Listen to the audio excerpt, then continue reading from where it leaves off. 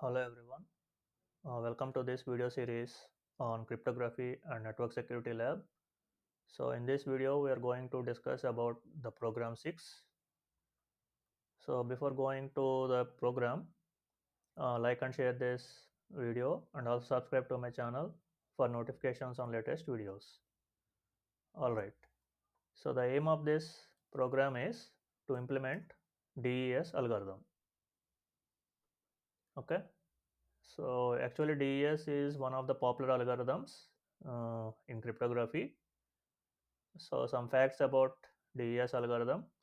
So DES expansion is Data Encryption Standard. Okay, it's a symmetric block cipher, and another name for DES is Data Encryption Algorithm (DEA).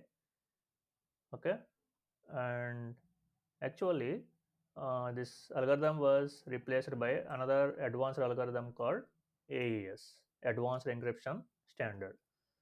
So we have this algorithm also in the subsequent programs. So we will discuss AES also. Okay. So it was replaced because some weakness is discovered in DES algorithm, using which attackers can break the algorithm. Okay. And now some features of DES. So the input size for DES is 64 bits. Okay, so it is a block cipher, right? So each block contains 64 bits of input plain text. Okay, and output size is also 64 bits. And key, actually there are three types of keys here. So the input key, so this is called the input key, okay, which we provide along with the plain text. So the input key size is 64 bits. Okay, so if you see here, input size, output size, and key size are all same. Input key size are all same, 64 bits. Now, from this key, we deduce another key called sub key. Also, you can call it as effective key. Okay, sub key or effective key size is 56 bits. So, generally, when we talk about the key size for DES, we will always tell this one 56 bits. Okay, so it's the effective key size for DES, and from this 56 bits we generate one more key called round key, okay, which is actually 48 bits. Okay, so don't get confused. When you see the process, it will be clear what is the difference between all these three keys. Okay, and finally the plain text as well as the keys, the entire process goes through 16 number of rounds. Okay, so actually to understand DES you have to look at another cipher structure called as Festal cipher. Okay, so just google for Festal cipher and read it once and understand it, and then come to this one, Data Encryption Standard. Okay, so just google for Festal cipher. So now we are going to see an overview of DES encryption algorithm. Okay. So first we take the plain text, which is 64 bits. Okay. So this goes as input to something called as initial permutation, and the output of initial permutation is also again 64 bits. And then this permuted plain text goes to first round as input. Okay, so round one is having one input, which is this permuted plain text 64 bits, and another input is will also be there. Now we will consider another input, which is the key. I told you it is 64 bit and it is also permuted. Okay, so the original key is permuted, which gives 56 bits. Now see here, there is a difference. The input is 64 bits, but the output is only 56 bits. Later we will discuss what happens here. Okay, so the effective key, which is the output of this permuted choice one step, that is called as the effective key. Its length is 56 bits. Now it is shifted left. So you can see here left circular shift. Okay, so the output is also again 56 bits. So this is the effective key, and this effective key goes as input to permuted choice 2. So you can see there are two permutations here. Now the output is 48. Okay, so the input here is 56 bits, but the output is 48 bits. So this is called as round key. Okay, round key. So now you can see round 1 is having two inputs, which is the 64-bit permitted plain text and 48-bit round key. Okay, so in a similar way, okay, the process continues round 2, right, so on up to round 16. So the same process will continue. Okay, and finally the output of round 16, which is 64-bit. Okay, we divide it into two halves, 32 bits and 32 bits, left half and right half, and we swap them. Okay, just swap left hand side 32 bits with right hand side 32 bits. And finally the output of the swap step goes to inverse initial permutation, which is the reverse of this. Okay, and the output of this inverse initial permutation is our ciphertext, which we will send to the receiver. Okay, so this is the overview. So this entire process is done on the sender side to get the ciphertext, and this is sent as the message to receiver. Now what will the receiver do? The receiver will perform decryption. Okay, now we will see each step. So first step is initial permutation. Okay, so the initial permutation is like this. So this is the input. So what is this input? This is the input. Okay, so 64 bits, 8 into 8 is 64 bits, original bits. Okay, now this is permuted as like this. So if you see here, the bit in cell 1 is moved to here. Similarly, the bit in second position is moved to this place, like that. So the process continues like this. Okay, so we are just rearranging the bits into different positions. That's a permutation. And next one is we are going to look at inverse initial permutation again. So this is also 8 by 8, 64 bits. Okay, so in inverse initial permutation, the input, so what is the input? This is the input which we get after 32-bit swap. Okay, those bits are arranged in this fashion. Okay, so you can see here, first bit is here, second bit is here, third bit, fourth, fifth, and so on. Okay, now let's discuss about what happens in each round. So this is what happens in each round. So we are considering one round. So what is the input to the round? So the input to the round is this, right? The output of initial permutation. Okay, so let's see what is going on. So those 64 bits are divided into 32 bits. So we have left half and right half, left half 32 bits and right half 32 bits. So you can see here there is I minus 1, and here at the bottom you have I. Okay, so what is this means? It refers to different rounds.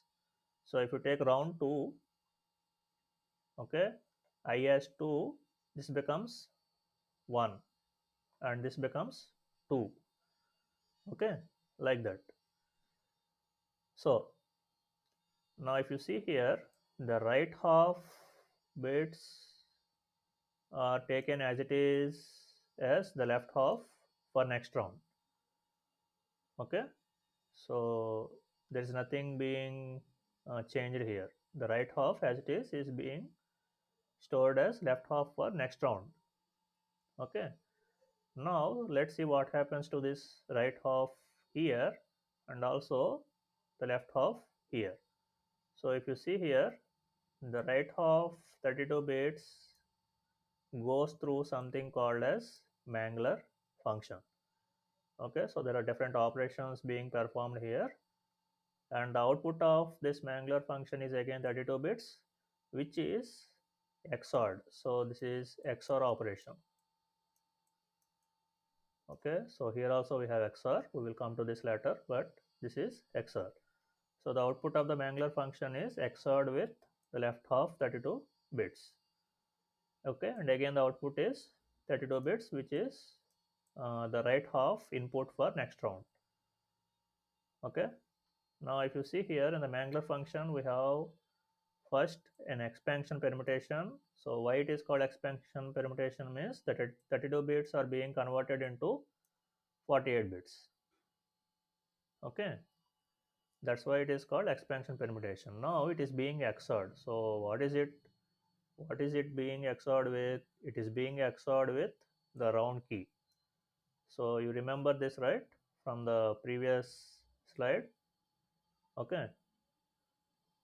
So if you see here, the key is also divided into two halves, 28 bits and 28 bits, which gives 56 bits. Okay. And these halves are uh, left shifted individually. So this half goes through left shift and this half goes to left shift individually, and the output is combined. Okay, so here what is the size? It is 56, right? Now this goes through something called another contraction permutation, which is the permitted choice that I have showed you in the previous slide. Okay, now the output of this contraction permutation is 48 bits. Okay, which is our round key for round I. Okay, now this goes as uh, the input to the XOR operation here. So this is being XORed with this 48 bits, which again gives you again 48 bits, right? Okay, now this 48 bits goes through something called S boxes. Okay, which is substitution, which is performed using 8 X boxes. So we will come to this each step in the coming slides, so don't worry. So this 48 bit goes as input to the substitution, which is done by X boxes, and the output is 32 bits again. Okay, and this 32 bit goes through permutation box, which provides transposition, just interchanging of bits in a particular fashion, and the output is again 32 bits. Okay, so this is the whole process. Now let's go through this Mangler function. Okay, right. So the right half as shown here. So what is the input for the Mangler function? The right half 32 bits, right? So that is this right half 32 bits. First goes to go expansion permutation, which gives 48 bits. Okay, and another input for actually the XOR operation is the round key, which is 48 bits. After XOR again we get 48 bits. Now this 48 bits goes to input for the 8 X boxes. So you can see here each X box takes 6 inputs and gives 4. So if you see here 6 into 8, 48, right? Now what will be the output? Can you guess? So the output of each S box is 4 bits. So 4 into 8, 32. Okay. So we get 32 bits, which goes through again transposition, that is permutation box. Again gives 32 bits. Okay. So that is the process which happens in Mangler function. Now let's see what happens in expansion permutation. So if you look at this, the input is 32 bits and output is 48 bits, right? So this is the actual input. So 4 into 8, 32. Okay, and the bits, extra bits are added in this fashion. Okay, so what is this row means? If you look at this last column, these bits are rearranged in this fashion, and if you look at this one, this column is rearranged in this format. Okay, so if you see here, the first bit, is here, fifth bit is here, ninth bit is here, and so on.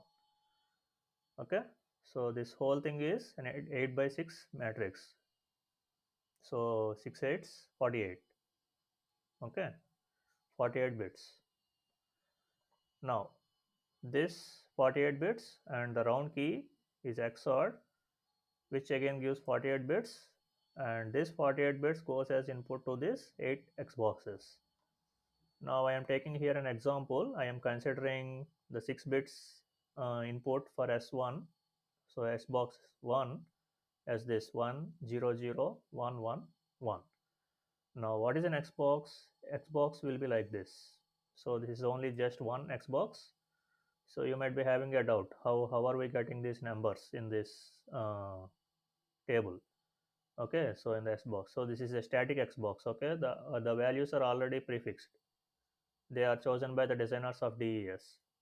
Okay, so each X box will have some different values like this arranged, which are already uh, chosen. Okay, so the input is 100 111.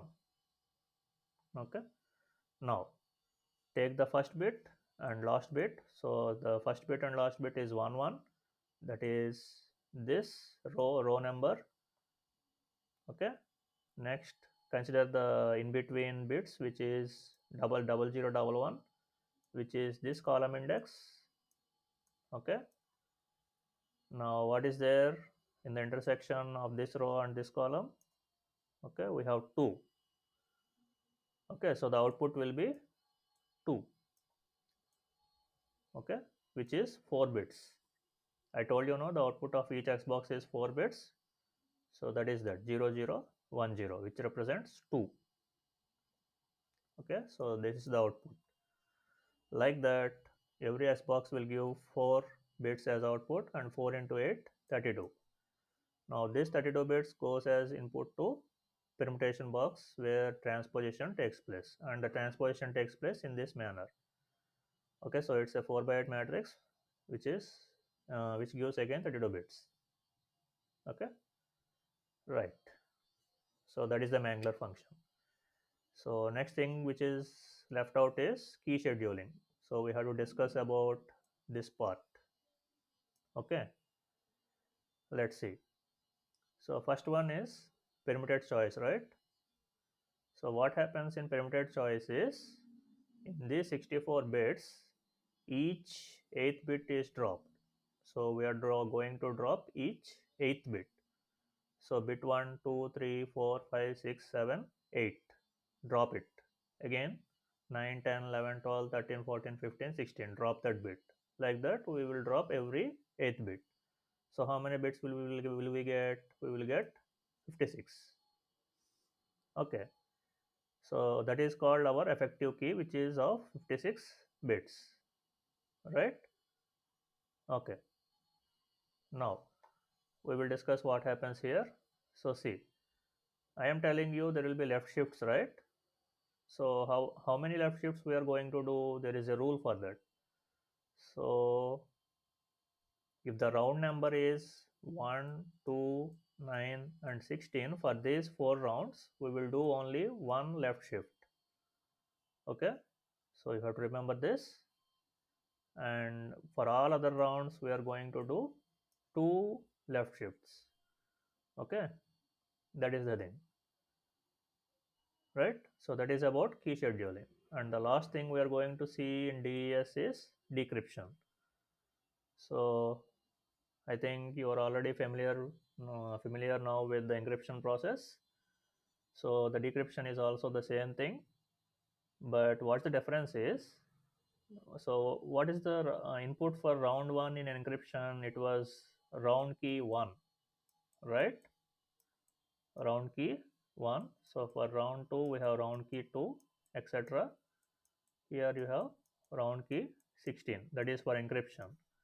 Now what we will do in decryption is, for round 1 we will give round key 16 as input in the reverse manner. Okay, similarly for round 2, round 15, so on, and round 16 gets round key 1. That's all. That is the decryption process. Okay. And after 32-bit swap and after inverse initial permutation, we will get plain text. So that's it about DES, encryption process and decryption process. So in the program, we are not going to write the code for each and every step.